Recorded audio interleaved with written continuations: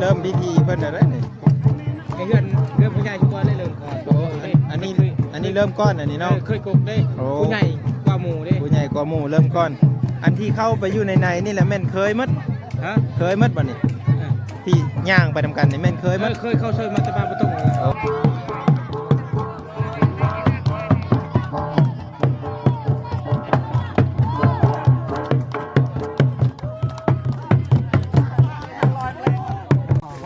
ตอนนี้ก็คือเพิ่นสิได้พากันกลับมือได้พ่อแม่พี่น้องพากันย่างมือได้ตอนนี้เนาะบางคนเพิ่นก็คือผู้ที่เป็นเคยนี่เพิ่นจะให้หับกระดูกเนาะหามกระดูกพุ่นแหละย่างก่อนแหละพ่อแม่พี่น้องหลังจากนั้นก็เพิ่นก็ย่างไปตามหลังกันเนาะ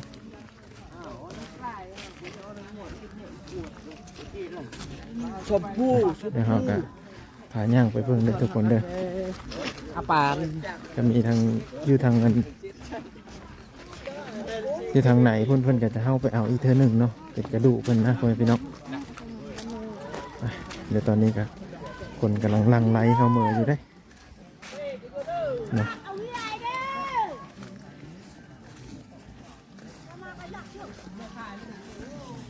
อันนี้ครับประธานโอ้ยสั่งปิดหน้าปิดตาเนาะอยากปิดหนู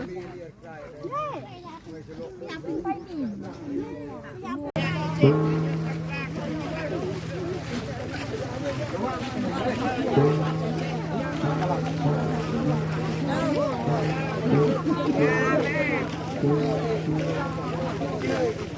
ก็จะได้เมื่อเด้อทุกคนเด้อ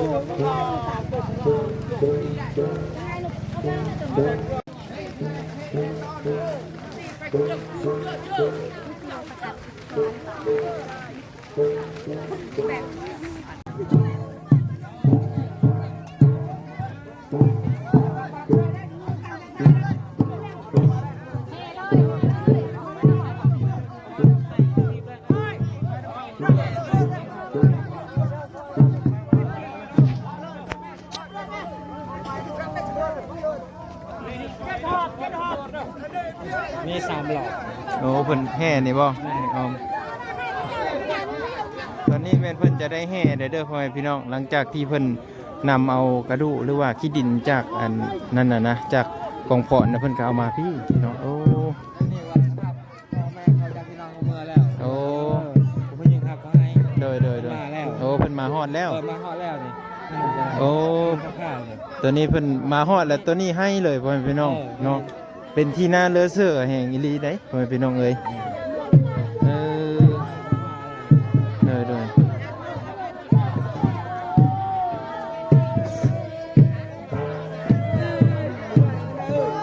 ว่าจะเป็นศาสตร์เป็นมอนหลายอย่าง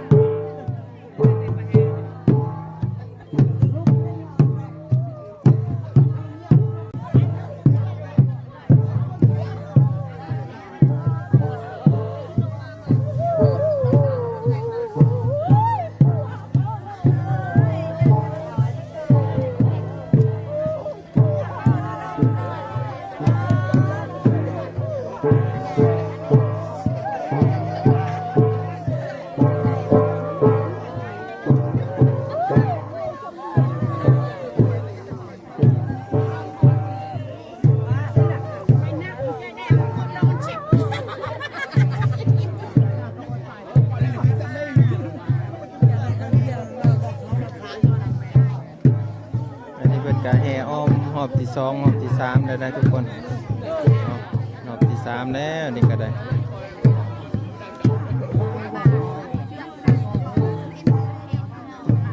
อยู่ทางในนี่ก็คือเพิ่นแห่อ้อมมาฮอดแล้วก็เพิ่นก็ให้โดดได้พ่อพี่น้อง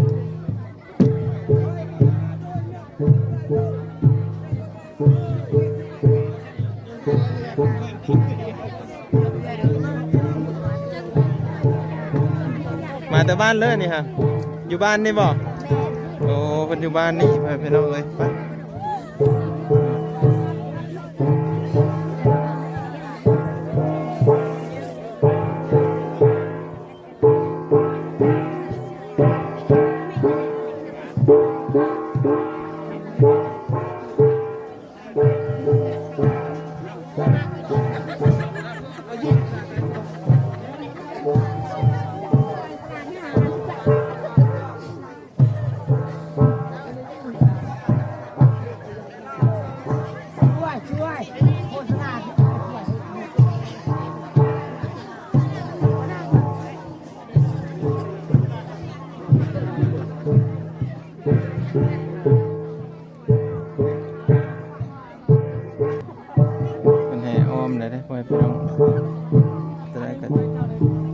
แต่เพิ่นแห่3รอบอาจารย์เนาะ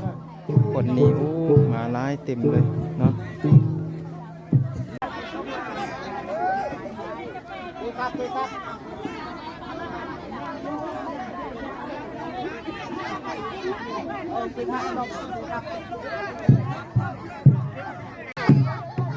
อันนี้คือเพิ่นจะได้แห่กลับไปอีกเลยเด้อพี่น้องก็คือแห่วน3รอบบ่แล้วก็วันนี้เพิ่นก็วนกลับอีกเนาะวันนี้ผู้ตีกลองก็ตีไปเรื่อยๆพี่น้อง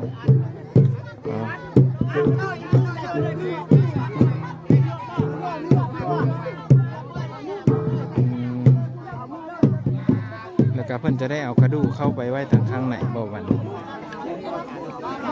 โอ้วันนี้เพิ่นเอากระดูกเข้าไปไหนบ่ข้างในโอ้เอาเข้าไปไว้อยู่บนนั้นเลยครับแล้วแล้วซองหอบเลยโอ้เพื่อนนี่โอ้เพิ่นสิเอาเฮาไว้อยู่ไหนเลยพี่น้องเพราะว่าเคยนี่เฉพาะเคยแล้วก็พูดนะครับลูกเขาที่ตายผู้ตายแล้วเพิ่นจำเขาจำนำอยู่หั่นเลยแม่นโอ้เพิ่น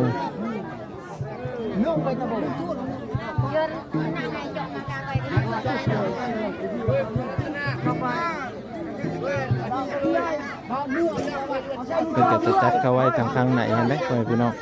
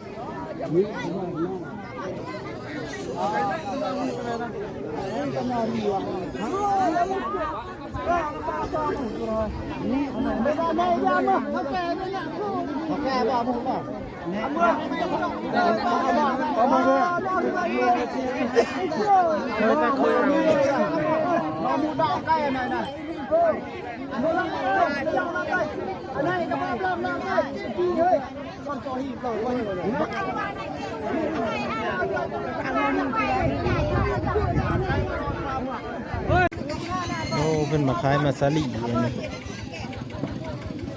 มาขายอยู่ในงานนี่แหละมากับแม่ใหญ่นี่บ่โอ้มาขายมาซาลีเลย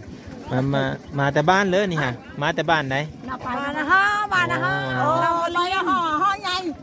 ขายมาซาลีมันใหญ่ฮะมันใหม่เนาะมันใหญ่เลยนี่เลยมาหลายคนนี่บ่เลยคนเพิ่นจะมีหมูมียังมา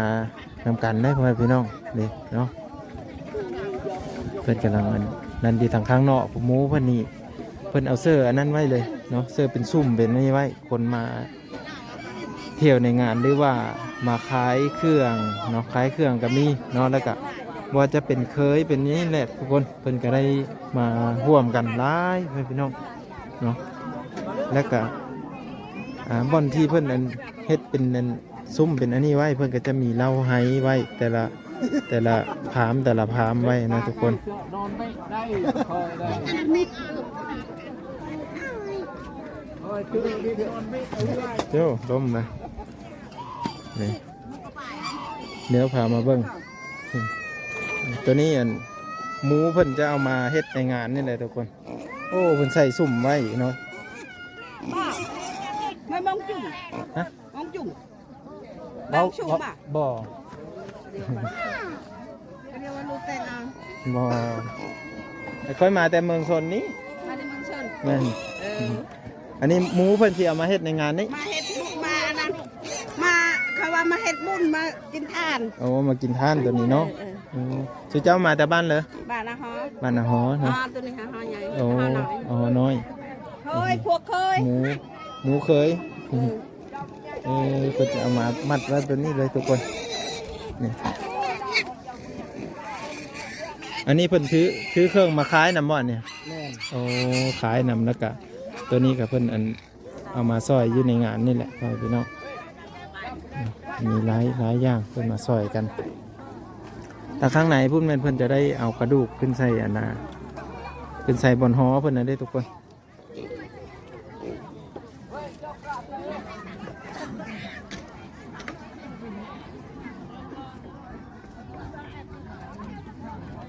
เพิ่นมาห่มอยู่ในงานนี่หลายได้พี่น้อง ก็อยู่ในนี้เลย พ่อกันตั้งแต่เด็กๆคุณน้อง ได้ตอนมาก็ไปเบาแกงปลาหนาวแกงปลาแดก เนาะวันนี้มาเห็นกันนี่แล้ว เนย เป็นเคยได้ เอาไปพี่น้องนี่เห็นบอกคนร้ายเนาะที่ทางข้างในแม่นเพิ่นอันเอาพิธีทางข้างในพุ่นละเนาะอันนี้คือคุณมาโฮมแน่เนาะบ้านอื่นมาโฮมแน่หลายไปพี่น้องเนาะหลายผู้หลายคนมาโฮมกัน ตามรักนาลายเป็นน้อยนี่ ผู้เฒ่าผู้แก่เพิ่นก็มาโฮมกันหลายเด้ไปพี่น้องเนาะทางเธอเพิ่นถือเสิร์นมาเพิ่นก็มาโฮมบ่จะเป็นขายข้าวต้มขนมเนาะข้าวต้มขนมก็มีนี่เห็นบ่อันนี้จะเป็นร้านขายขนมขายข้าวต้มขนมลูกชิ้นมีหมดไปพี่น้องเนาะซ้ำบุญนึ่งนั่นแหละตัวนี้ก็ได้ไม่ค้ามาขาย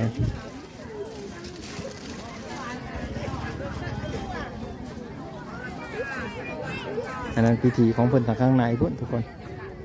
นะแต่ว่าตอนที่เพิ่นฆ่าสัตว์หรือว่าเน้นต่างๆนั้นยังบ่ทันเห็นเนาะจะมีแต่ผู้เฒ่าผู้แก่เพิ่นมาในงานนี่แหละสบายดี มาดี อันอยู่ในบ้านนี่บ่ บ่บ้านผู้ บ้านอื่น บ้านนาทอง โอ้บ้านนาทองใกล้ชิฮอดตังไว้นี่เนาะโอ้บ้านนาทองเพื่อนพี่น้องเราจะได้มาโฮมคือกันโอ้โดยพอดยามบุญนี่แหละแม่นได้ต้องได้มาเหมือนบ่ มาพี่น้อง โอ้พี่น้องกันเพื่อนพี่น้องเราจะได้มาคือกันเห็นมาโฮมอยู่พามเนาะแต่ละเคยได้เพื่อนพี่น้องเนาะพามเบิ่นไปได้สิหาอย่างเลาะไปเลาะเบิ่งผู้เฒ่าผู้แก่นี่ก็หลายเนาะว่าจะเป็นขายเหล้าขายเบียร์อยังต่างๆก่อนที่เพิ่นจะเอาเฮาไปอยู่ทางอันนั้นไหนนะเพิ่นก็สิมีเงินป้อนใช้คือกันได้ทุกคนเพิ่นก็สิเริ่มไปป้อนเงินซะแล้วนี่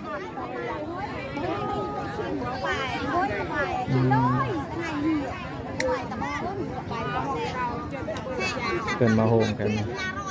จนมืดมือก็ซ้ำว่าละมื้อนี้เนาะแล้วก็มีการขายข้าวต้มข้าวนมเนาะมีเหล้าให้อีกพ่อแม่พี่น้องเอ้ยเพิ่นมาโฮมกันนะโอ้ไม่ใหญ่นี่ขายขนมในงานบุญนับปืบเนาะ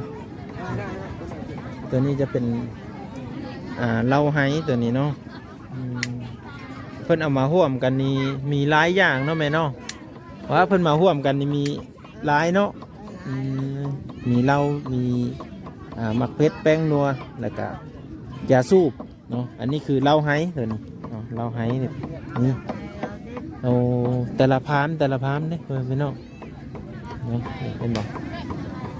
ให้หน่อยให้ใหญ่ ใช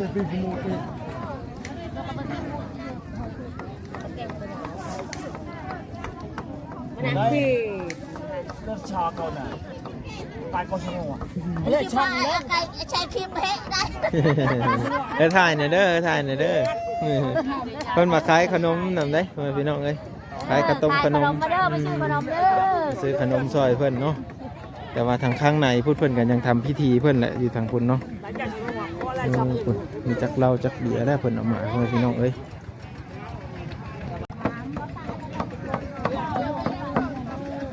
ทางนี้เพิ่นเฮ็ดห้องอยู่ห้องกิน เขาจะให้ ผักป่าลาบป่าอยู่ทางพี่น้องเอ้ย เดี๋ยวบางคนลาบปลา ผักป่าลาบป่าเฮ็ดอยู่เฮ็ดกิน มาแต่เด็กพุ่นแล้วบ่แสดงว่ามื้อนี้เพิ่นเฮ็ดอยู่เฮ็ดกินอยู่นี่มื้อมื้อเลยโอ้ฮักก็เคยมาอย่าว่าเจ้าคนบ้านนี้ไม่แม่นโอ้เพิ่นนี่แม่นคนบ้านนี้เด้พี่น้องเพิ่นก็มาโฮมในงานนี่แหละเนาะเฮ็ดอยู่เฮ็ดกินนี่ก็หลายพี่น้องบ่ว่าจะเป็นครัวเป็ดครัวไก่แท้พี่แหละเห็นบ่เต็มเนาะมื้อนี้น่าจะมืดๆนะเพิ่นพากันเฮ็ดเวียกอยู่ทางนี้นะแต่ละพามแต่ละตูบเนาะอันนี้ก็คือเพิ่นได้เอาเงินนะป้อนใช้บอลทงหั่นเนาะพ่อเนาะทงน้อยหั่นพี่น้องเพิ่นก็จะเขียนรายชื่อไว้แม่นบ่เอาแต่ละคนแต่ละคนให้ขึ้นชวันชันพามาอยู่อยู่ชานแล้วให้อยู่ป่าบ่ให้อยู่ป่าอยู่ดงวันยืนพระพลังสลาดมากินข้าวกินน้ำเพิ่นจะเอิ้นกันมาเนาะโดยอันนี้คือเพิ่นป้อนเสร็จแล้วเพิ่นก็จะแค้นไว้หั่นได้ทุกคนปีงหมูปีงไก่กับยาลูกหลานมาให้บอกนะโอ้เพิ่นบอกอย่างนั้นเลยโอ้บัดตอนเพิ่นฆ่างัวฆ่าควายอีกต่างหากอีกเด้อน่ะปีงต่างหากอีกเนาะปิงชีนปีเคยทนั้นเด้องัวตึงโอ้เทศนาบอกเทศนาเท่าไรได้บางหาหลานเราดูทุกหลานเรือถือไหว6 ล้าน6 ล้านมีหมอเขาเอิ้นหน่อยได้ก็ได้ยินเขาว่าหมอสูตรบ่หมออร่อยหมอสูตรเนาะอร่อยสูตรอันเดียวกันโอ้ฉลาดสูตรโดยบัดผู้เพิ่นหมออร่อยนี่เพิ่นจะนั่งอยู่เสือซะพุ่นนี่โอ้อยู่พามพุ่นโอ้แสดงว่าผู้ใหญ่สุดน่ะโอ้มีผู้นึงซองหาลามคือเจ้าก็คอยนี่ก็เป็นห้องก่อนนาโดยก่อนแล้วเจ้าแล้วก็เว้าไปนำเลยนอกนั้นเลยโอ้ตอนที่เพิ่นอร่อยนี่คือเฮาถ่ายคลิปก็ได้บ่ได้เป็นยังแห่งชายคักโดยอันนั้นคือหมออร่อยพี่น้องหมออร่อยก็คือหมอที่พานำพาเฮ็ดพิธีตัวนี้นี่แหละเนาะโอ้สืบทอดกันมา14ทุกคนแต่ว่าอยู่ประเทศลาวนี่10 ปีมีเทื่อนึงเพิ่นว่าแล้วก็ถ้าอีก10 ปีพุ่นแล้วเพิ่นจังเฮ็ดกันอีกนะบ่ก็บ่มืดจนมีญาติพี่น้องหลายๆคนตายแล้วก็จังมาโฮมกันเฮ็ดอีกคือก็อยู่บุญโดยคือบุญนี่ศาสนานี่โดยใจขาดเลยหมดเลยก็แจกขึ้นเลยโดยดังไผจูดกระดูกหมดแล้วก็เก็บกระดูกเลยแตกต่างกันเนาะ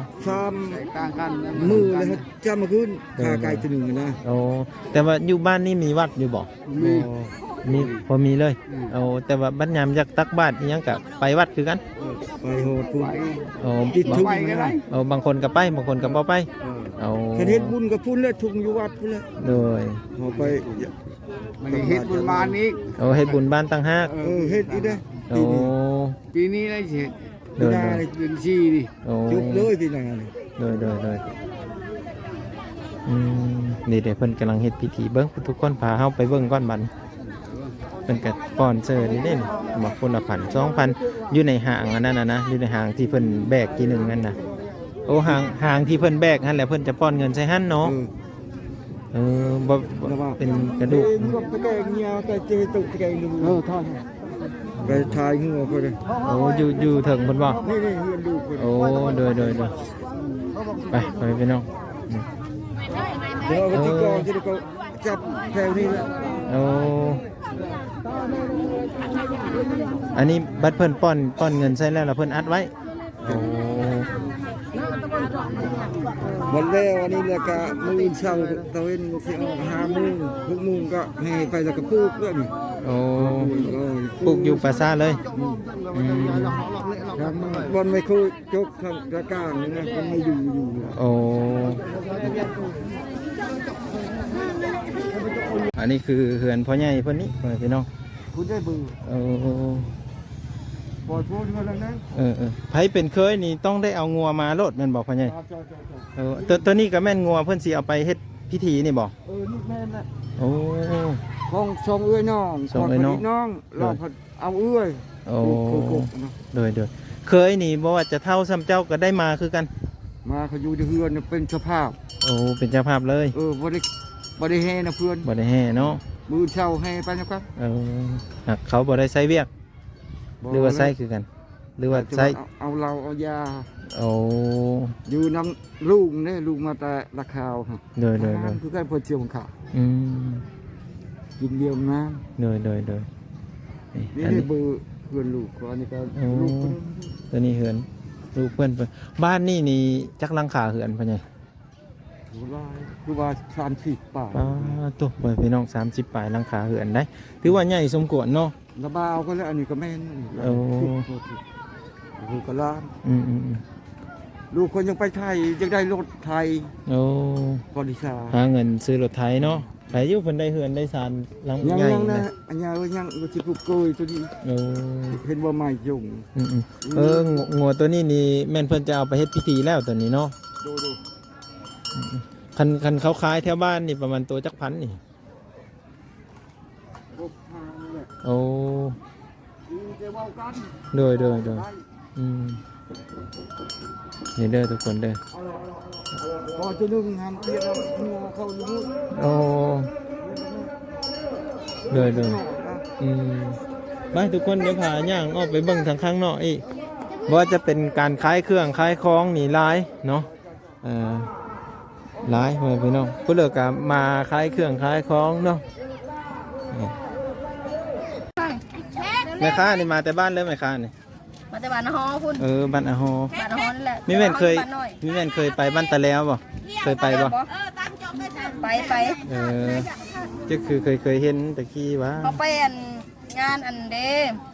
บุญธาตุเคยไปบ่ บ่ บุญธาตุ ไปงานสมโพธิพระยันทันทดอันเดเป็นร้านของเรา ไม่ใหญ่นะกันยังอยู่ดีมีแหงอยู่บ่ อยู่ดีมีแห้ง โอ้ อยู่ พอดี20,000ได้บ่นี่ ไหนก็น้อง นับเบิ่งเด้อจะน้อยรูปกำไรแม่ค้าได้ 4,019 ซื้อเก่าเนาะ อ้าวขอบใจหลายๆเด้อจะนำมาซื้อใหม่ เฮงๆรวยๆขายจะเพื่อขายเลขนำได้ห่ะ ขาย เลขก็ขาย ขายทุกอย่าง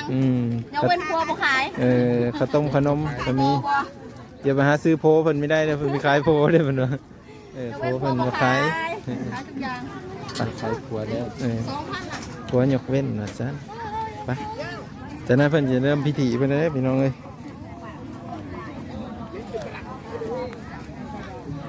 พิธีเพิ่นนี่สิได้เริ่มขึ้นแหละ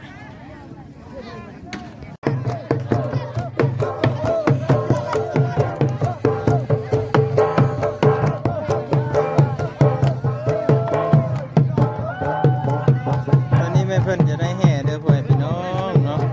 เพิ่นได้เริ่มพิธีเพิ่นได้นี่ ไอ้เรื่องผู้ใหญ่ทุกคนได้เริ่มก่อน โอ้อันนี้เริ่มก้อนอันนี้เนาะ เคยกกได้ผู้ใหญ่กว่าหมู่ได้ ผู้ใหญ่กว่าหมู่เริ่มก้อน อันที่เข้าไปอยู่ในนี่แหละแม่นเคยมัด ฮะ เคยมัดบ่นี่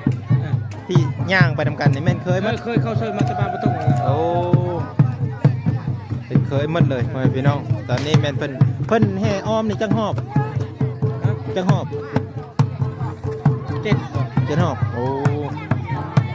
เพิ่นแห่อ้อมนี่7หอบเด้อพ่อแม่พี่น้องเด้อ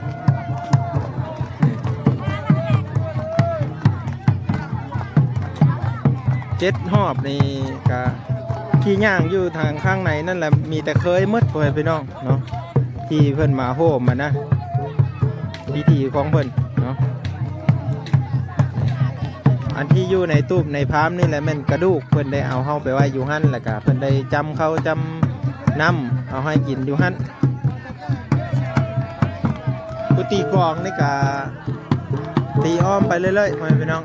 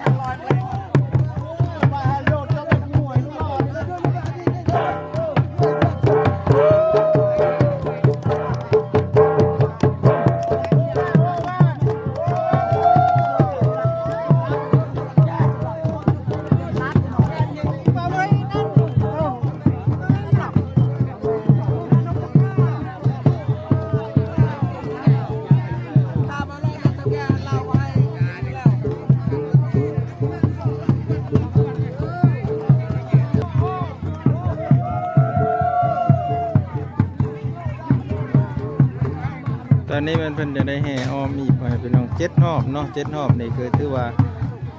หลายสมโพธิเลยเนาะแล้วก็อ้อมหอบไปนี่ก็จะมีทางห้านขายเครื่องก็มีเนาะแล้วก็เป็นตู้เป็นพามนี่เคยเนาะเคยมานั่งอยู่ฮะพ่อพี่น้องก็มีทั้งเหล้ามีทั้งยามีทั้งเบียร์เนาะหายข้าวต้มขนมไปพร้อมพ่อพี่น้องเนาะหลายเลยเนาะอันที่เพิ่นอยู่ข้างในนี่ก็จำเขาจำน้ำเอิ้นญาติพี่น้องมากินเป็นประจำเลยเนาะตลอดเลยเห็นบ่เพิ่นก็จะตีอ้อมไปอ้อมมาที่นี่นะเนาะตีกองเนาะตัวเพิ่นตีนี่แหละแม่นเพิ่นได้เปลี่ยนกันไปพี่น้องเย็นเหล้าเย็นยาไปอีกเนาะ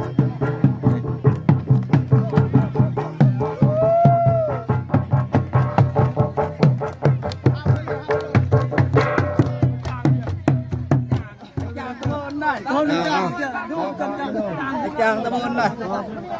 เริ่มตั้งยี่พอกแรงไม่เก่าตั้งนั้น เพิ่นตีได้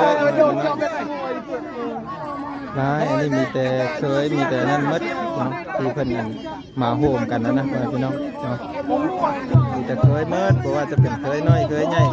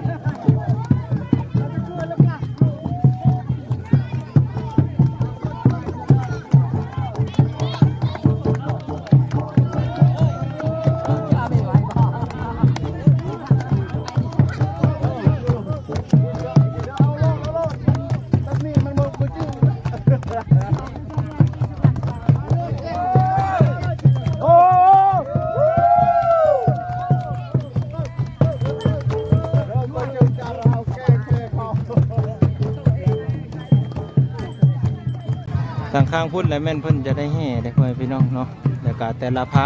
มนี่ก็มีผู้รักผู้ใหญ่มีเคยนั่นแหละเนาะเพิ่นนั่งอยู่เห็นบ่เนาะเพิ่นนั่งอยู่ในพามอยู่ในนี่เนาะก็มีเพิ่นมีเหล้ามี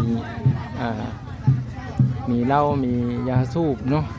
ตอนหับเคยตอนหับแขกคนบ่ว่าจะเป็นศาสตร์เป็นมอนเป็นอีหยังต่างๆเนาะเพิ่นได้มาโฮมกันนะพ่อพี่น้องเดี่ยวเห็นนี่เนาะแล้วก็จะมีบ่อนนั้นหมอใหญ่เพิ่นก็มีตั้งห้างอีกแต่ว่าตัวนี้จะเป็นเคยทำอิฐเนาะหรือว่าเคยใหญ่ก็ว่าได้ที่เพิ่นได้มาแห่นะทุกคน